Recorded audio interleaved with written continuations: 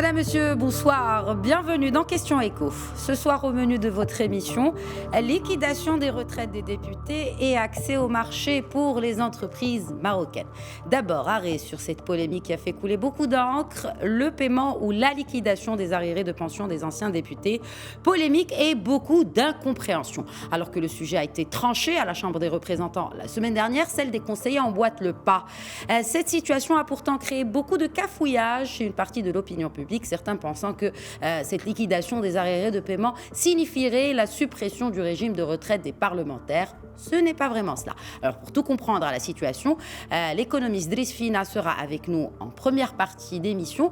L'universitaire et également président du Centre indépendant des analyses stratégiques nous livrera dans la foulée sa lecture de l'une des nouvelles dispositions fiscales proposées dans le PLF, le projet de loi de finances 2021 déposé aujourd'hui même au Parlement par l'argentier du Royaume Mohamed Ben Chaboun. Et justement, parlant de fiscalité, ce PLF 2021 se veut encourageant pour l'emploi puisque l'impôt sur le revenu sur les salaires sera exonéré, toujours selon le même PLF, pendant 24 mois pour toutes les entreprises, quelle que soit la date de leur création. Mais la loi de finances et les nouveaux mécanismes financiers sont-ils capables de sauver la TPME marocaine? Le président du Cercle des jeunes dirigeants répondra à nos questions. Bienvenue à tous.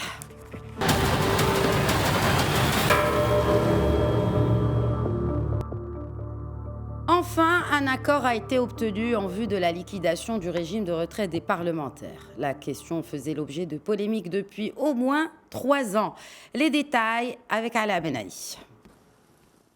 Clap de fin pour la retraite des parlementaires. À l'instar des députés, les membres de la Chambre des conseillers ont décidé de liquider leur caisse de retraite après en avoir formulé la demande officiellement. Cette liquidation surgit dans des circonstances financièrement catastrophiques, aggravées par la pandémie. Ayant déclaré faillite depuis un bon bout de temps, le régime des pensions actuel a été suspendu depuis 2017 et l'arrêt des contributions de l'État fait suite au refus catégorique du chef du gouvernement de l'alimentation. Au sein du Parlement, 2 voix s'élèvent et font polémique autour de cette décision. Les uns estiment que les ministres et les parlementaires ont le droit de bénéficier de pensions mensuelles après la fin de leur service ou de leur mandat, puisqu'ils ont cotisé aux caisses qui gèrent ces retraites. D'autres considèrent par contre ce genre de pension comme une simple rente et un gaspillage des deniers publics. Plusieurs propositions de loi avaient été déposées au cours des dernières années, mais elles n'ont jamais eu de suite en raison des profondes divergences qui ont marqué le débat autour de ce dossier. Et avec nous depuis Rabat, l'universitaire et président du Centre indépendant des analyses stratégiques. Bonsoir, Driss Fina. Bonsoir. Pourquoi autant de cafouillage accompagnant cette polémique justement sur l'annulation, la liquidation des régimes de retraite ou plutôt des arriérés de paiement des retraites? Au fait, le problème est clair.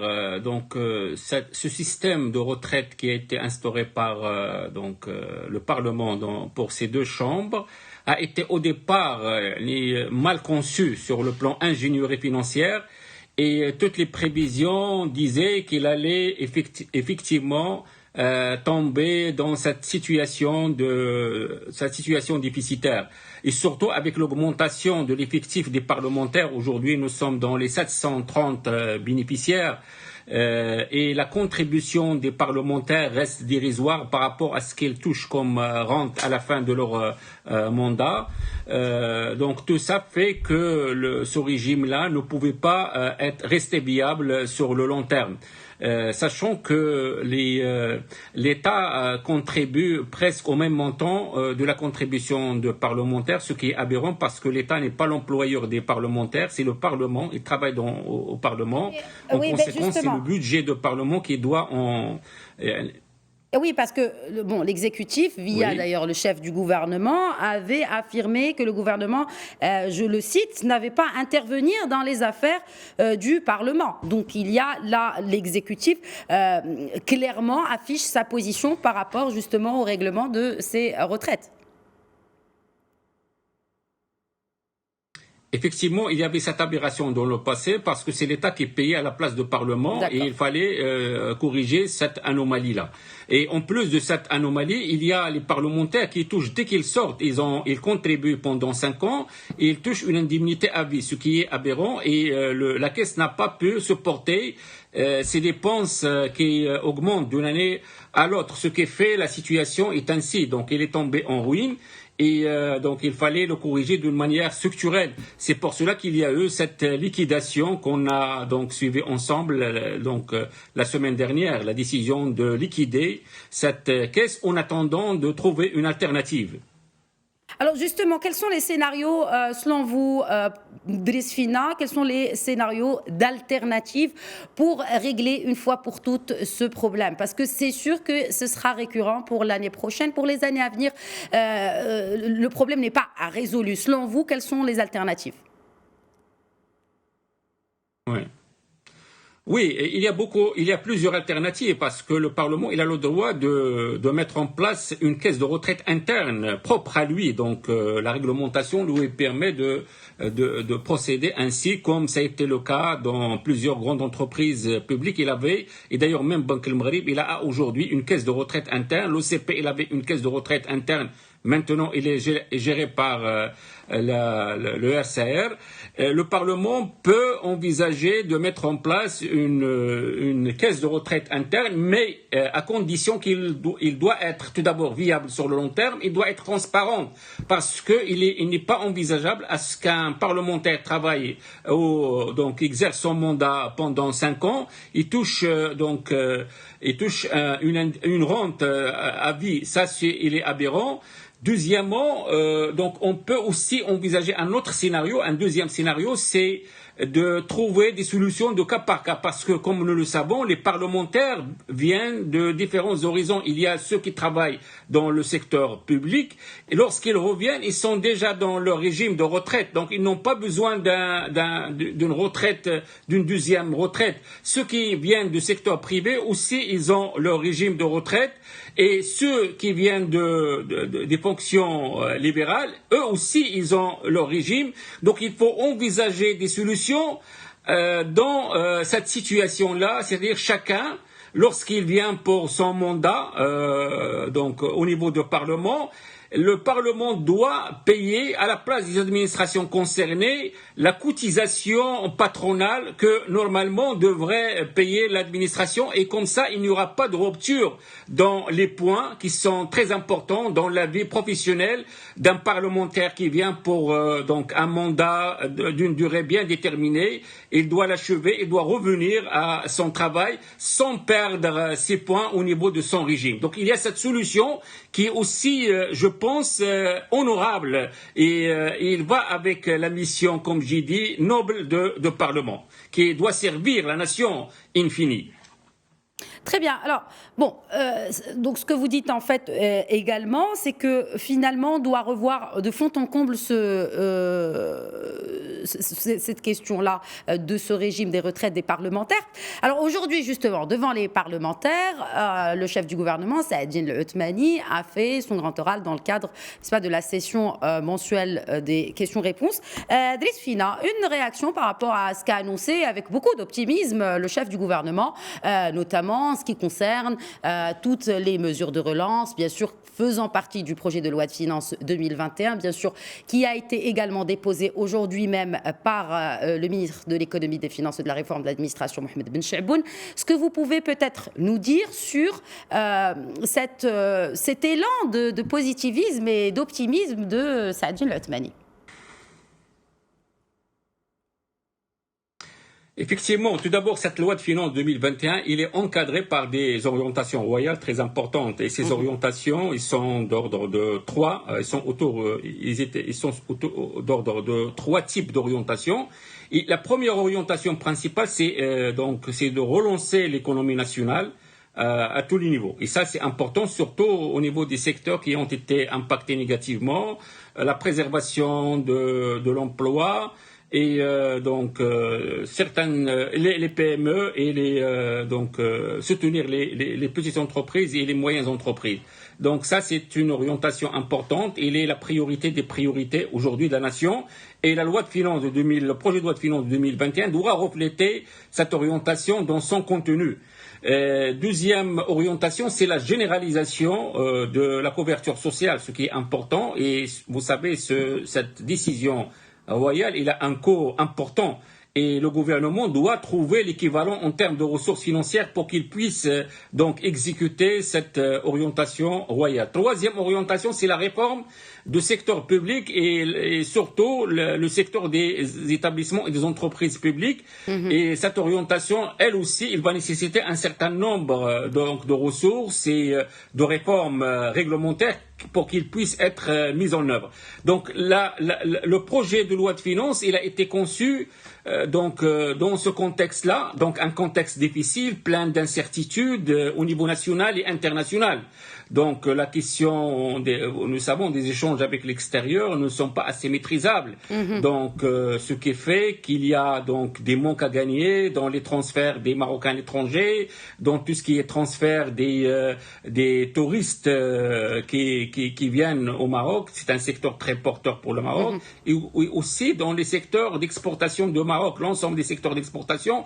Aujourd'hui, ils étaient touchés à entre 20 et 30%, ce qui a eu un impact différents impacts sur la recette fiscale nationale. Donc il fallait que la loi de finances, le projet de loi de finances de 2021 fait face à ces conséquences et fait des récupérations importantes pour que l'année 2021 soit au moins une année de neutralisation des effets négatifs de l'exercice 2020.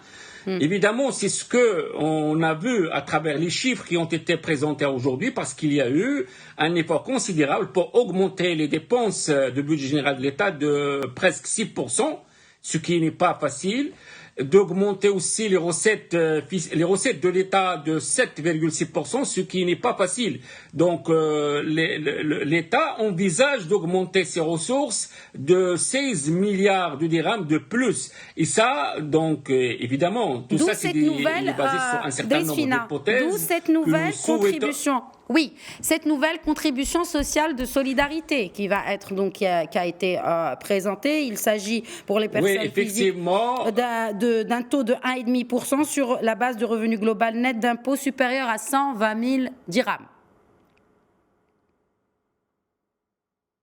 Effectivement, l'État il a donc fait appel à cette contribution de solidarité de 1,5% pour donc les entreprises dont les résultats dépassent donc 5 millions de dirhams et 5% pour un certain nombre d'entreprises, de grandes entreprises qui gagnent relativement de rentabilité un peu supérieure.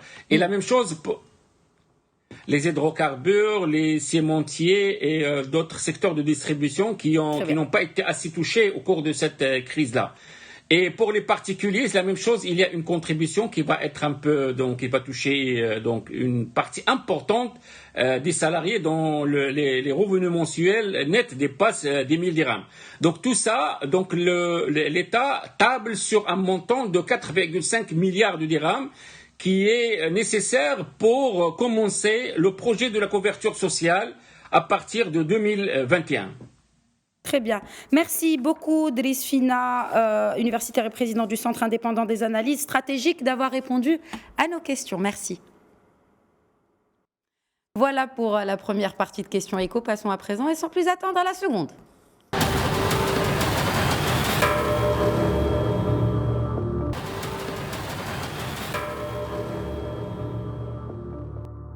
Plus de 90% de notre tissu économique est composé de toutes petites et moyennes entreprises qui se retrouvent bien sûr aujourd'hui dans un état de grande fragilité du fait de la crise sanitaire. C'est ce qui donc ressort d'un récent rapport de Banque Al Maghreb. Les détails avec Ala Benani.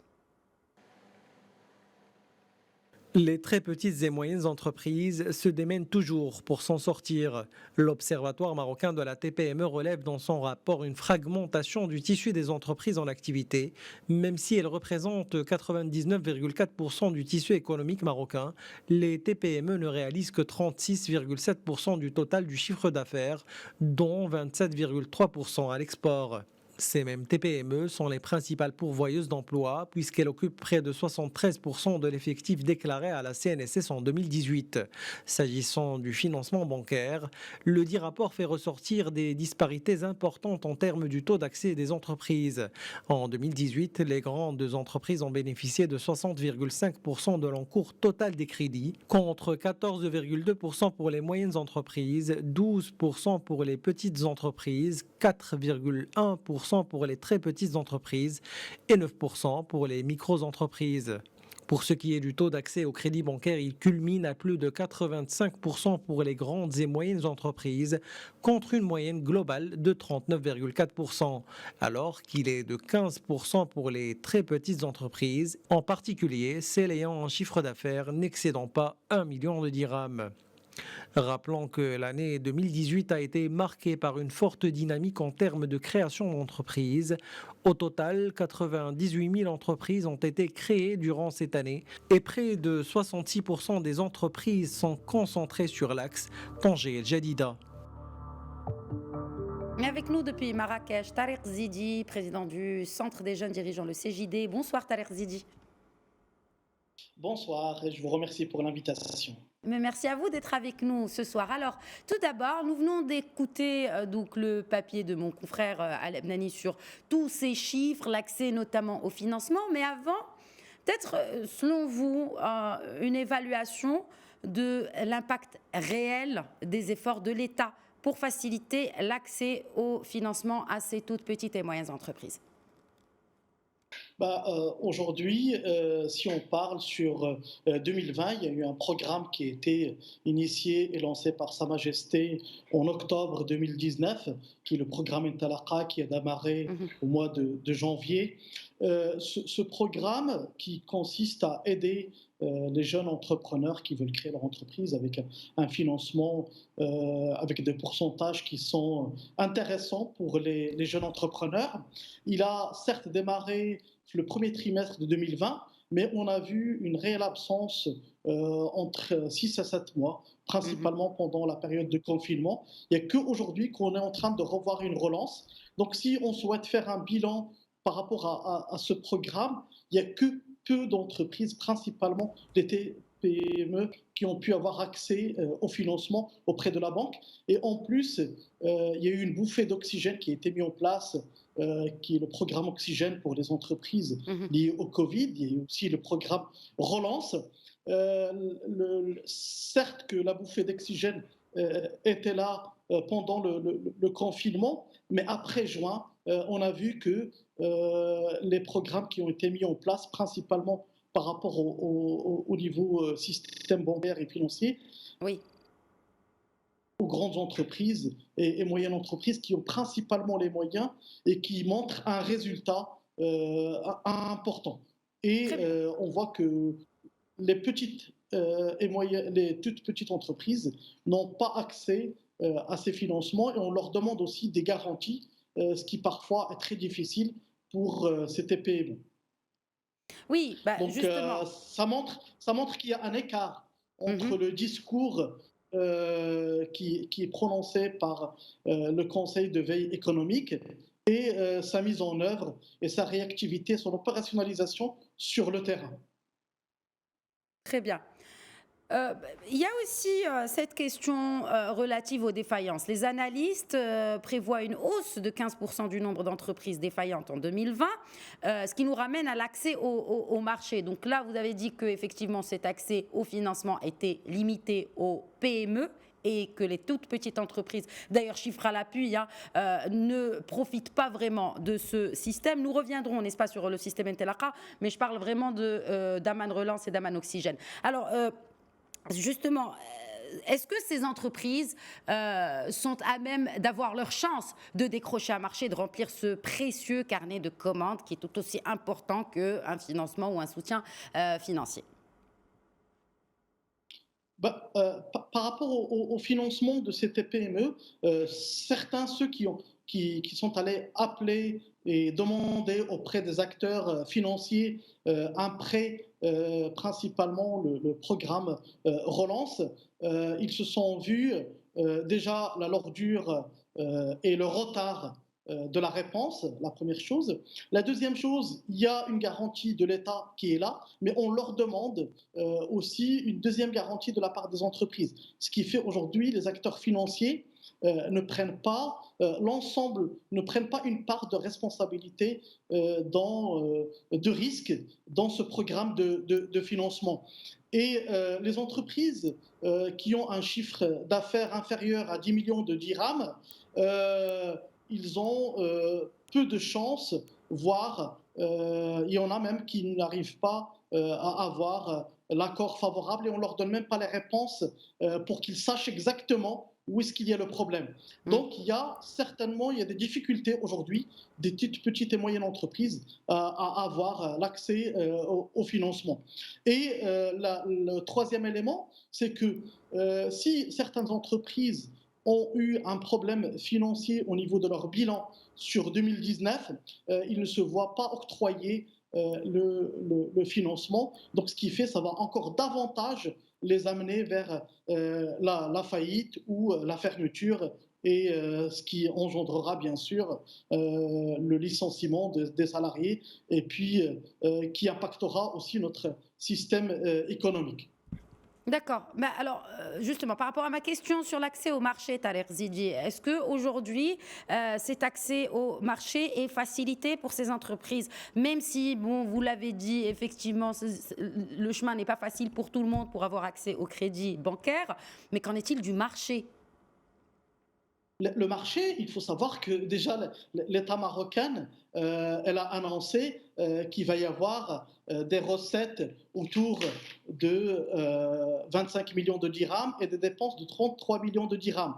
Ce qui fait, ça va avoir un impact budgétaire sur les bons de commande et ce qui amènera, on va avoir un déficit et ça va avoir un impact sur la commande publique. D'ailleurs, il y a une note de cadrage qui émane du chef du gouvernement qui demande à ce que sur tout ce qui est ingénierie, formation et un certain nombre de marchés, ils ne vont pas avoir lieu sur 2021. Ceci impactera l'accès au marché des entreprises et principalement les TPME. Certes que aujourd'hui, il faut que ces toutes petites et moyennes entreprises se restructurent, se mettent dans les normes pour qu'ils puissent avoir aussi leur chance par rapport aux grandes entreprises, mais n'empêche qu'aujourd'hui, il y a des difficultés à accéder au marché. Oui, alors vous parlez de restructuration, Tariq Zidi, vous êtes donc, président du centre des jeunes du cercle plutôt des jeunes dirigeants. Comment restructurer, surtout parce que Intelaqa, j'y reviens d'ailleurs, certes ce programme très ambitieux lancé, comme vous l'avez rappelé, en février dernier par le souverain, prévoit bien sûr un accompagnement financier, mais aussi un accompagnement. Alors vous, quel accompagnement préconisez-vous justement pour ces toutes petites entreprises, notamment sans visibilité? Et bien sûr, l'entrepreneur ne pense pas réellement à investir, sachant qu'il ne sait pas de quoi demain est fait. Bien sûr, il faut pas. Il y a aujourd'hui, il faut dire que c'est aussi un moment où il peut y avoir des opportunités économiques intéressantes. Par rapport à ce qu'on préconise, c'est principalement l'encadrement et la formation. Mais il n'y a pas que l'encadrement et la formation, il y a aussi revoir un peu le business model, certainement de nos entreprises, revoir aussi la relation qu'on a aujourd'hui à l'international. Et ces éléments-là, il faudra les retravailler pour pouvoir permettre à nos structures de mieux s'organiser dans le cadre d'une performance globale. Certes que les TPME manquent parfois de moyens financiers et de capital humain, mais avec un encadrement et de la formation par certains acteurs associatifs tels que le nôtre, mais aussi par des programmes de l'État, parce qu'aujourd'hui, on voit qu'il y a quand même certains programmes qui sont lancés par l'Initiative nationale de développement humain à encourager l'entrepreneuriat des jeunes. On voit l'ensemble des régions qui ont lancé des programmes d'accompagnement et de formation des jeunes porteurs de projets, avec un programme bien sûr intéressant qui permettra une meilleure restructuration de ces petites et moyennes entreprises. Très bien, sans oublier bien sûr ces problèmes de trésorerie, de délai de paiement qui font déjà partie des freins de l'entreprise marocaine, malheureusement, surtout toute petite entreprise, bien avant le Covid-19. En tout cas, malheureusement, il ne nous reste pas le temps pour en parler, mais ce sera pour une prochaine fois. Tariq Zidi, président du Cercle des jeunes dirigeants, merci d'avoir répondu aux questions de Média TV.